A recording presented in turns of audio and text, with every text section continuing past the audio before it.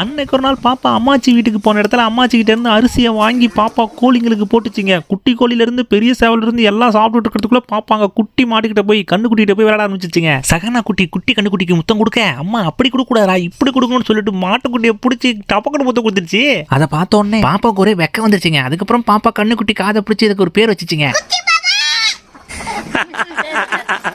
பாப்பா அந்த கண்ணுக்குட்டிக்கு குட்டி பாப்பான்னு பேர் வச்சிருச்சுங்க. அன்றொரு நாள் குழந்தை சகானா தஞ்சை பெரிய கோவிலிற்கு சென்று மனமுருகி சிவபெருமானை வேண்டிக் கொண்ட காட்சி. ஓம் நமச்சிவாய.